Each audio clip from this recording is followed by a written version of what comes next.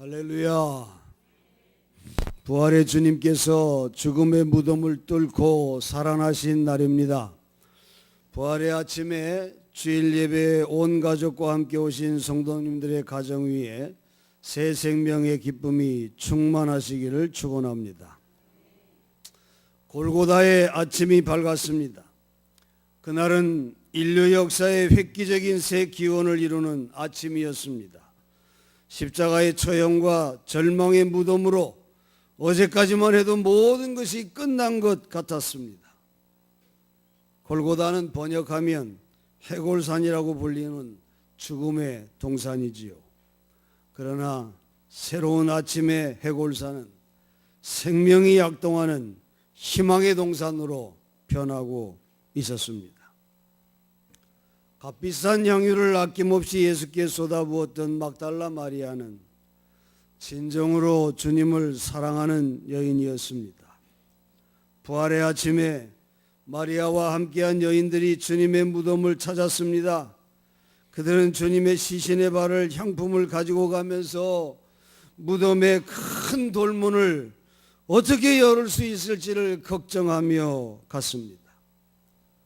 여인들의 힘으로는 그 큰 돌문을 밀어 열 수가 없기 때문에 그렇습니다. 그럼에도 주님을 사랑하는 그 뜨거운 마음이 그들의 발걸음을 무덤을 향하게 했던 것입니다. 무덤에 도착한 여인들은 깜짝 놀랐어요. 그 육중한 돌문이 활짝 열려 있었던 것입니다. 부활의 아침을 증거하는 복음서를 살펴보면 예수의 시신을 누가 가져갔다고 생각한 이 여인은 제자들에게 예수의 무덤이 비어있다는 사실을 알렸습니다. 그리고 베드로와 다른 제자가 그 얘기를 듣고 무덤을 향해 달려왔고 빈 무덤을 발견하고 그들이 돌아갑니다. 그러나 막달라 마리아는 무덤을 떠나지 않습니다. 거기서 울면서 무덤 안을 들여다보고 흰옷 입은 두 천사를 발견하게 됩니다. 울고 있는 마리아에게 천사들이 말합니다. 여자여, 어찌하여 우느냐? 왜 산자를 죽은 자 가운데서 찾고 있느냐? 이 천사의 음성을 그가 듣습니다. 마리아 뒤에는 이미 부활의 예수께서 서 계셨던 것입니다. 마리아는 예수님을 알아보지 못하고 동산지기인 줄 알고는 그에게 주님의 시신이 어디 있는지를 묻습니다. 자기가 그 시신을 가지고 가겠다고 하는 것이지요. 그때였습니다. 부활의 주님이 마리아야, 마리아야 하고 부르시니 그때서야 주님이심을 이 마리아는 알게 된 것입니다. 저는 이 부활 사건에서 이 대목이 가장 감격스럽습니다. 주님의 양은 주님의 음성을 듣는 자라고 했지요. 주님의 음성을 아는 자가 그의 양이라고 했지 않았습니까? 자기 뒤에 계신 주님을 알아보지 못한 마리아는 자기를 부르는 주님의 음성을 듣고서야 얼마나 그가 놀랐는지 모릅니다. 마리아야 하고 부르는 이 음성, 이것은 자기가 늘 듣던, 자기를 부르던 주님의 음성이었습니다. 내가 가장 사랑하고 나를 사랑하시는 주님이 늘 부르던 그 음성이었던 것입니다. 여러분, 이때 마리아의 심정이 어떠했을까요? 얼마나 감격적이고 얼마나 감동적인 그런 순간이었겠습니까?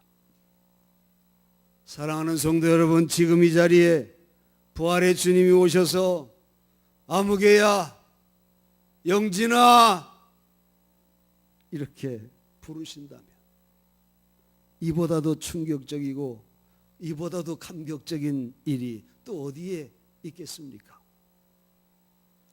사울아 사울아 어찌하여 나를 핍박하느냐? 나는 내가 핍박하는 예수니라.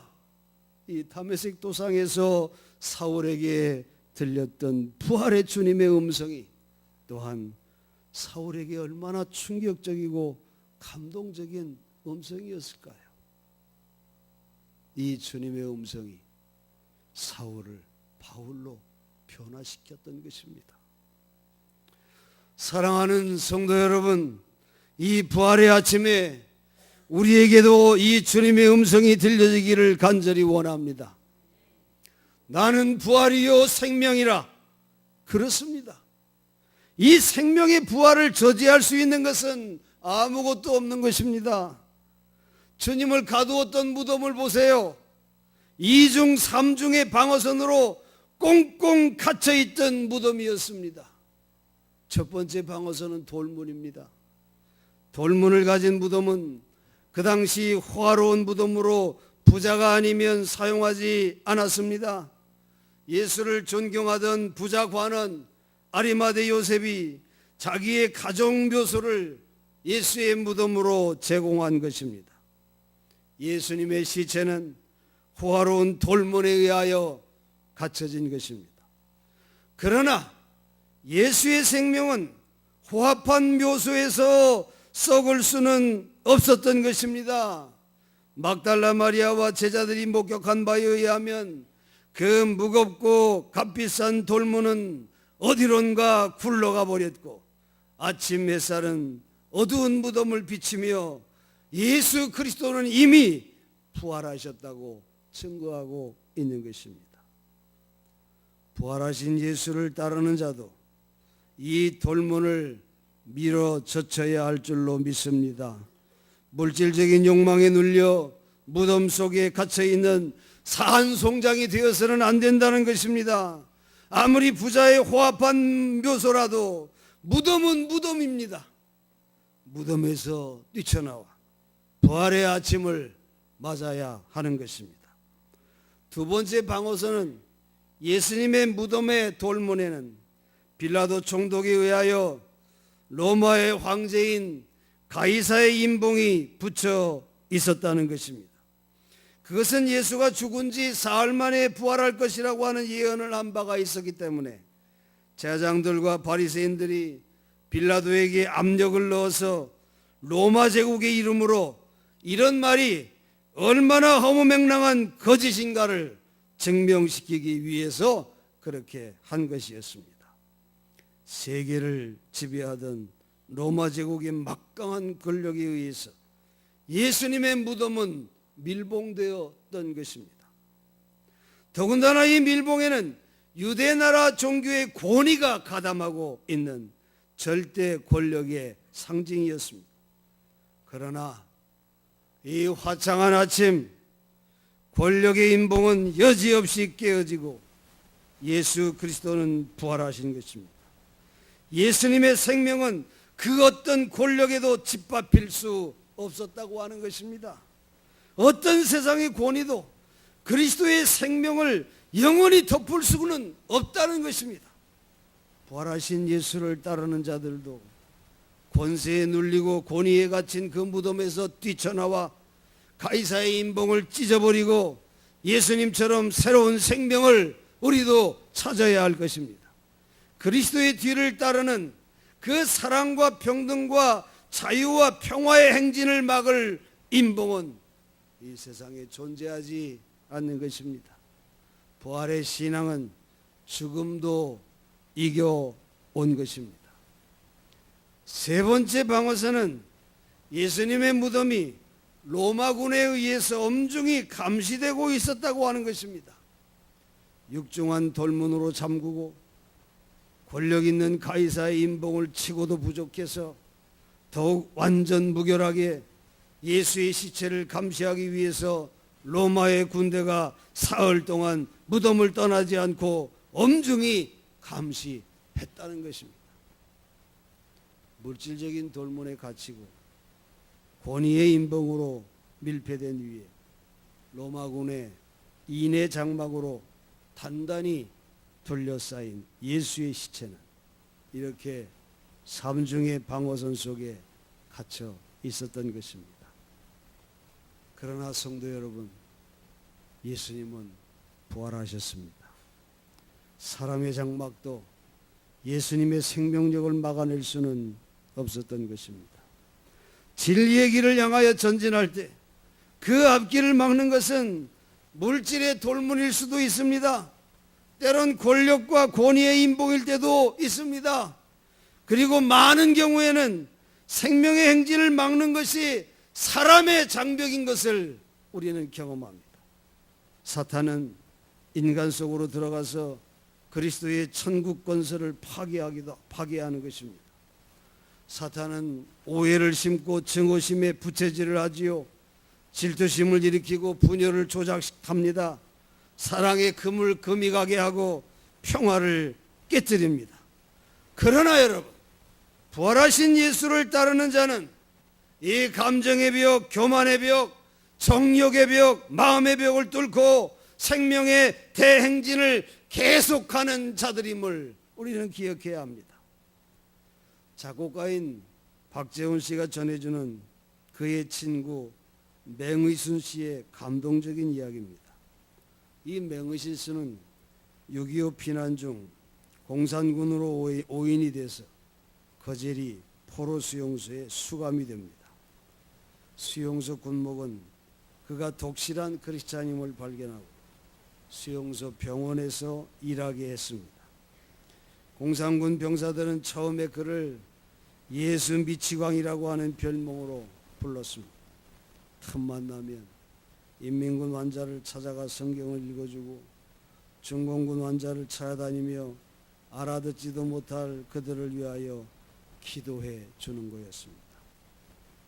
그러나 얼마 후 공산군 병사들은 맹의순 씨를 거제리의 성자라고 부르게 되었습니다.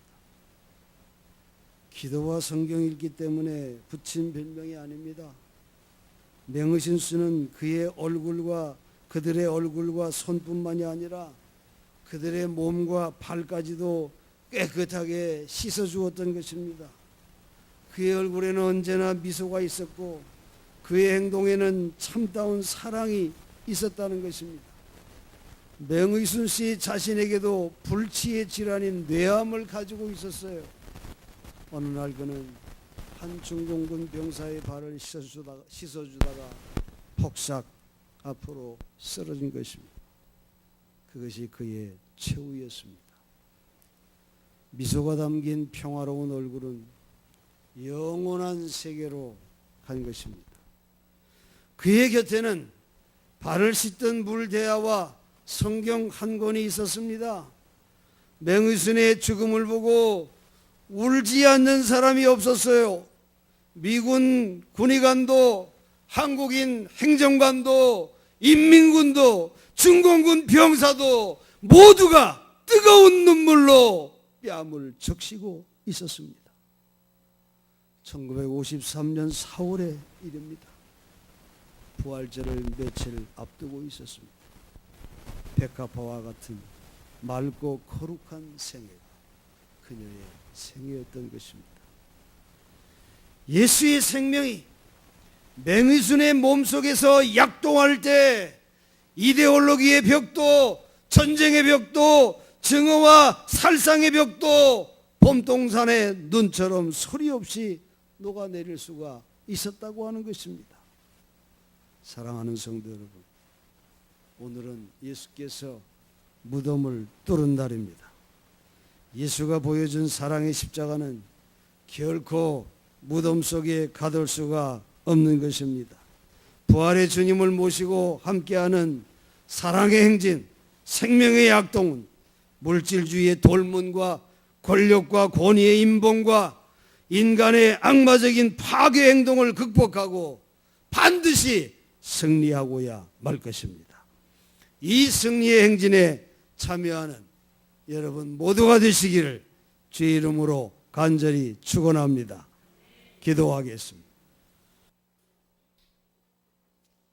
6월절 닷새 전 명절에 온 큰 무리가 예수께서 예루살렘으로 오신다함을 듣고 종려나무 가지를 가지고 맞으러 나가 외치되 호산나 찬송하리로다 주의 이름으로 오시는 이 곧 이스라엘의 왕이시여 하더라. 예수는 한 어린 나귀를 보고 타시니 이는 기록된 바 시온에 따라 두려워 말라 보라 너희 왕이 나귀 새끼를 타고 오신다 함과 같더라. 언젠가 영광 중에 오실 그리스도보다 더 위대한 왕은 없느니라.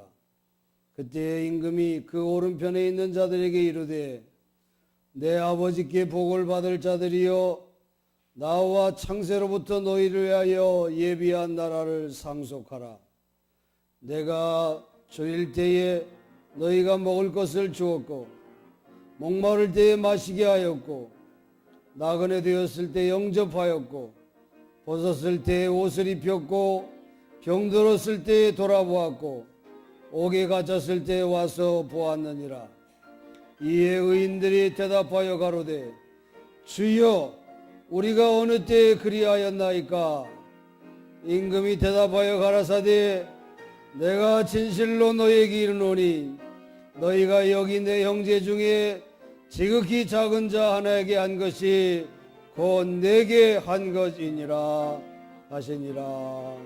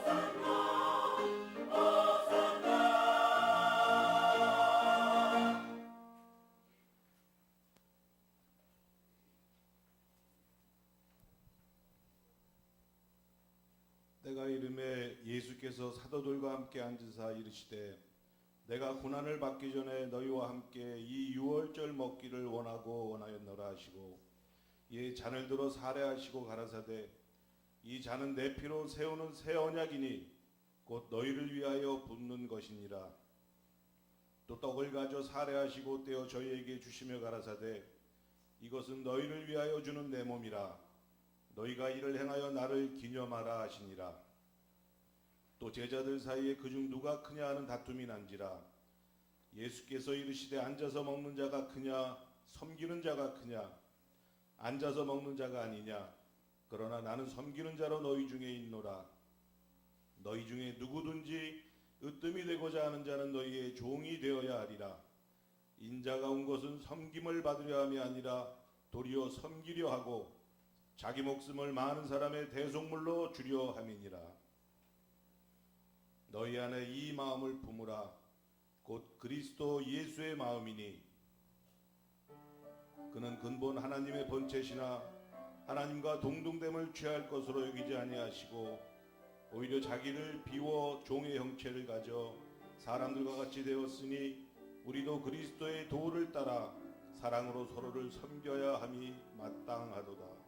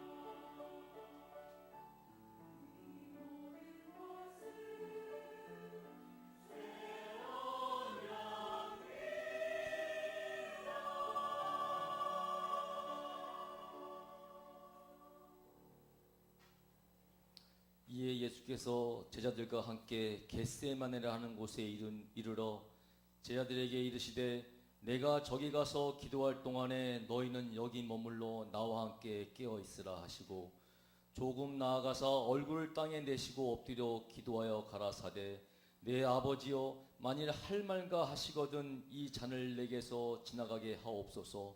그러나 나의 원대로 마옵시고 아버지의 원대로 하옵소서 하시고 다시 두 번째 나아가 기도하여 가라사대 내 아버지여 만일 내가 마시지 않고는 이 잔이 내게서 지나갈 수 없거든 아버지의 원대로 되기를 원하나이다 하시니라.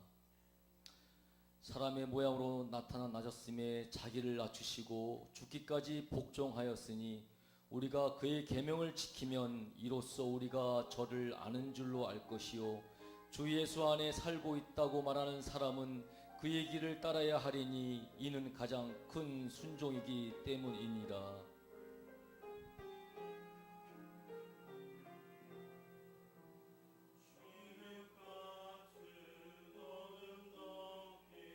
고요하니 동산에 무거운 짐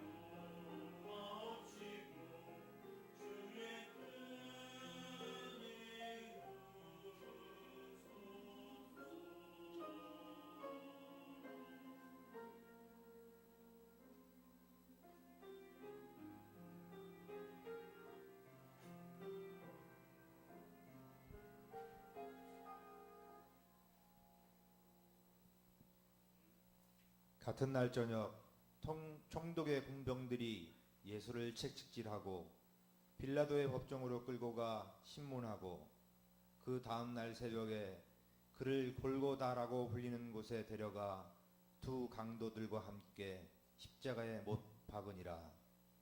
지나가는 자들은 자기 머리를 흔들며 예수를 모욕하더라. 이에 예수께서 가라사대 아버지여 저희를 용서하여 주옵소서. 자기가 하는 것을 알지 못함이니이다.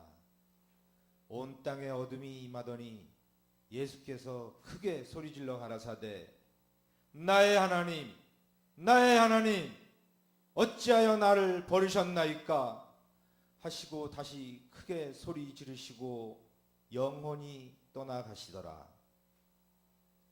이보다 더 큰 희생이 없나니 곧 그리스도께서 우리를 위해 자신을 내어 주심이니라.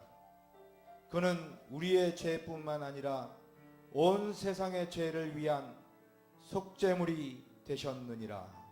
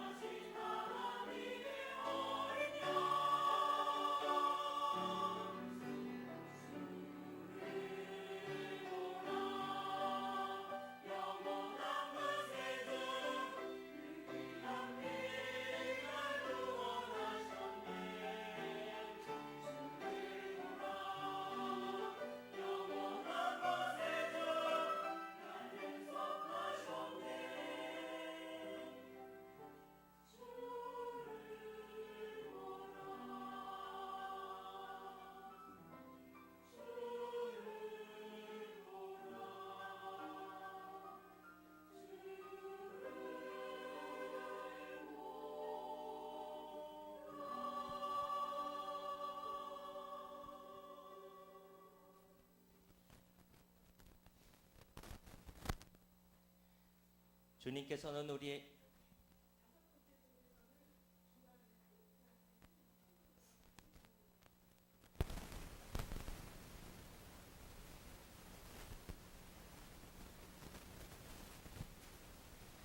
주님께서는 우리에게 그의 사랑을 이렇게 보여주셨습니다. 주님은 우리가 그를 통해 살 수 있도록 그의 독생자를 세상에 보내주셨습니다. 이것이 바로 사랑입니다. 이는 우리가 주님을 사랑해서가 아니라 그가 우리를 사랑하셨기 때문이고 우리의 죄를 위한 속죄물로서 그의 아들을 보내셨습니다. 주님께서 우리를 사랑하심으로 우리도 서로 사랑해야 합니다. 사랑하는 이들을 위해 목숨을 내어놓는 것보다 더 큰 사랑은 없습니다.